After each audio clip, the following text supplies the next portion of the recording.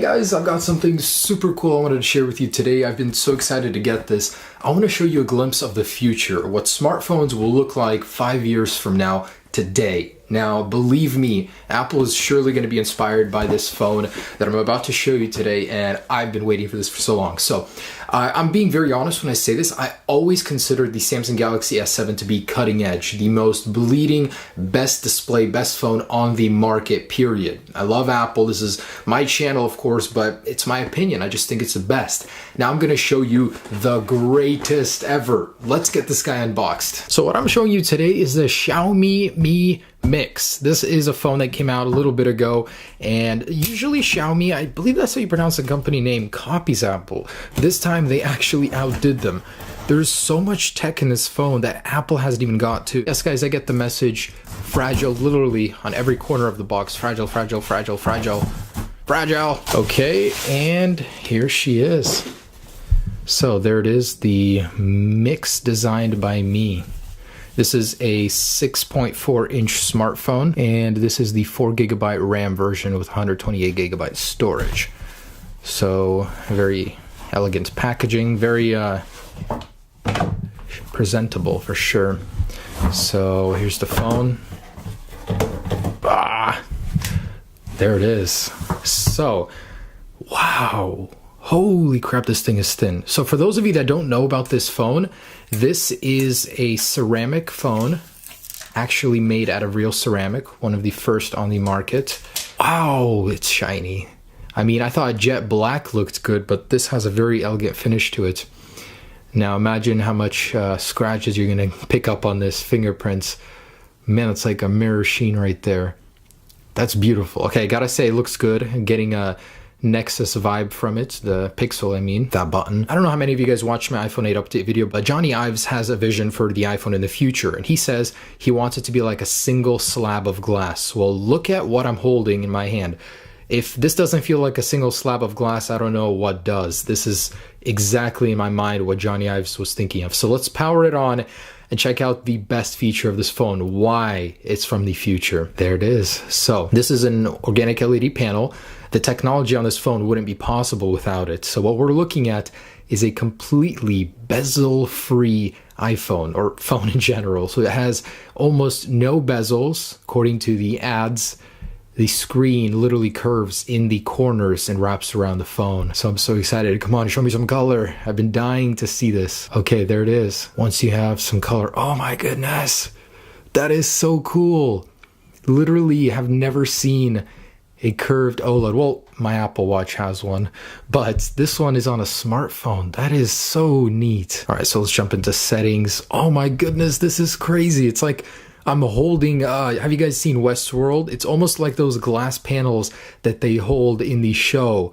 This just feels, oh my goodness, guys. I'm just having a tech-gasm right now. This is amazing. So a couple facts about this phone. The actual display covers 91.7% of the surface area on the front of the phone. The iPhone 7 Plus, for comparison, only covers 67.7%.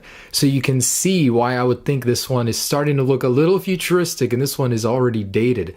The bezels, it's just not cutting it. That's why Apple really, really needs to step it up for the iPhone 8. I seriously am more impressed with this than I was with the release of the iPhone 7. I was not this excited. This thing actually brings new technology to the table. So let me choose something very vibrant here so you guys can really see the depths of that display. So it's not quite as bezel-less as I saw in the ads, but it's certainly very, very close. Just the fact that it's pretty much the same footprint as the iPhone 7 Plus, but feels like it's from 5 years in the future with this display. I want to use this. Does it work on Verizon? So this display is a 1080p resolution. It certainly doesn't feel like it, but that's the same resolution pretty much as the iPhone. A little bit higher because the aspect ratio is different. It's 2040 by 1080p. So the resolution isn't quite as sharp as the Galaxy S7, but it looks very, very sharp. Like, I definitely take this over the Galaxy S7 any day. So on the bottom, we've got USB-C, a single loudspeaker. It's a very square design for sure.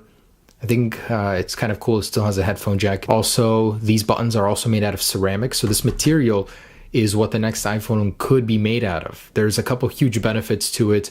For one, it doesn't need any antenna bands because you can freely pass the signal through this material.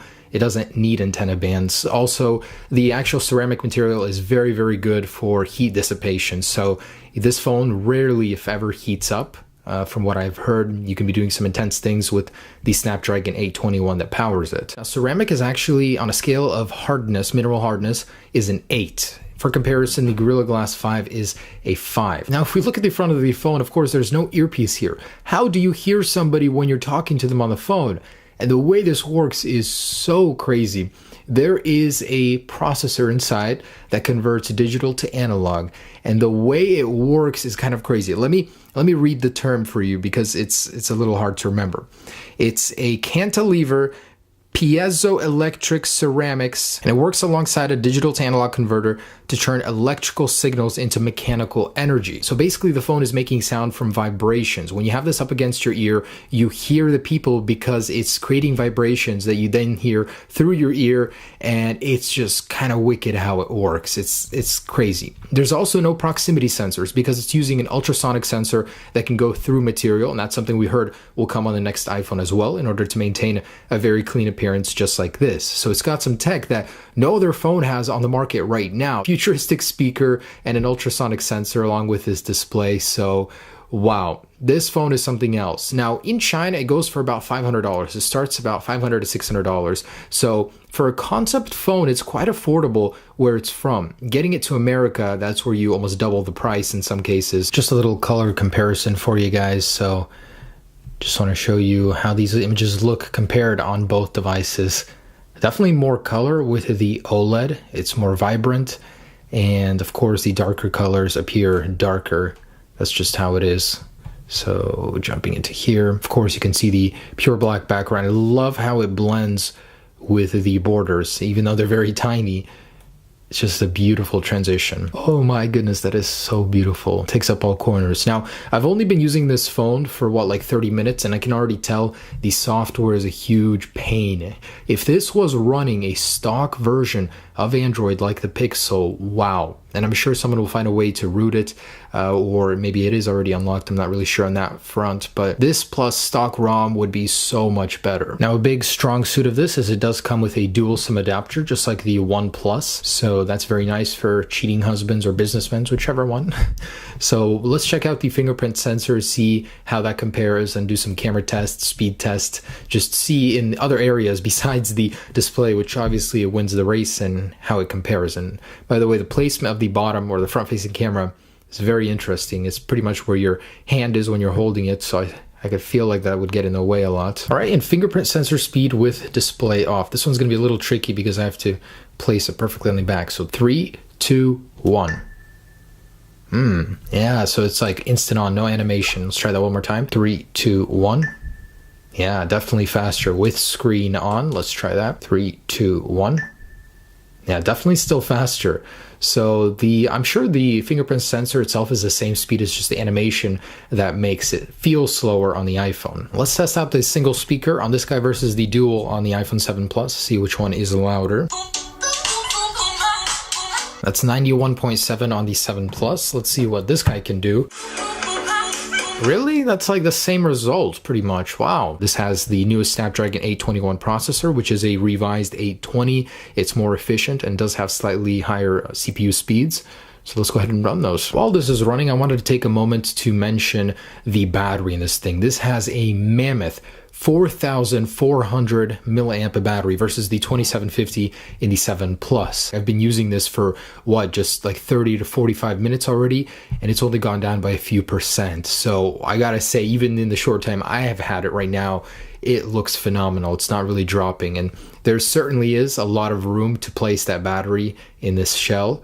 So this battery life, oh yeah, baby. I guarantee, I promise you guys, if this came on Verizon, if it worked with Verizon, I would switch over from the iPhone. That's how much I love this thing. So I just put my Verizon SIM card in, and I'm trying not to hurt my feelings by getting too excited because I just saw service pop up. Does this actually work? I'm calling my dad right now. By the way, I can feel the speaker, the vibration, if I turn it off.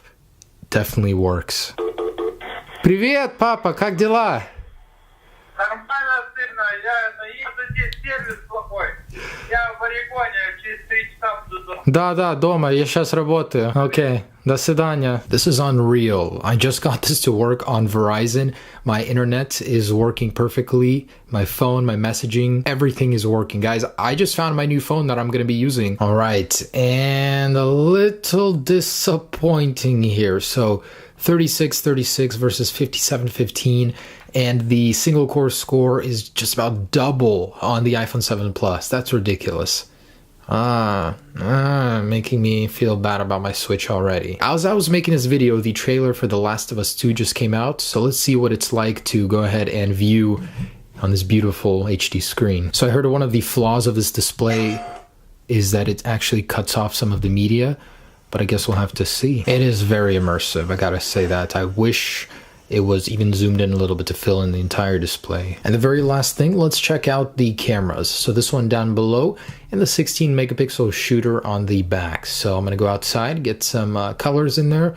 Let's compare. All right, so this is a test of 4K. For some reason, the viewfinder is very laggy on the Mi Mix. And I don't know why that is. On the iPhone, it's very smooth.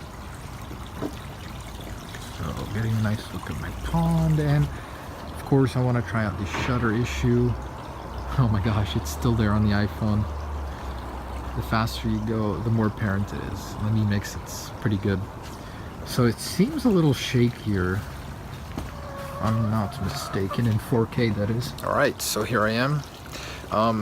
It's funny because it recommends you turn the phone upside down when you use the front-facing camera on this guy.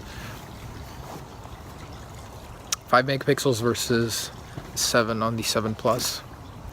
I don't know. You guys tell me, how does it look? All right, and there it is, guys. My Mi Mix overview, the most impressive phone I've seen to date. I'm sorry if I've been gushing too much over this. I'm just really impressed. I'm sure you guys can tell. I hope you guys enjoyed this little mini review. It's a very beautiful phone. It's a bit underpowered compared to the iPhone for sure. The camera is just not quite there completely, but in all other areas, battery life, display, wow, just wow.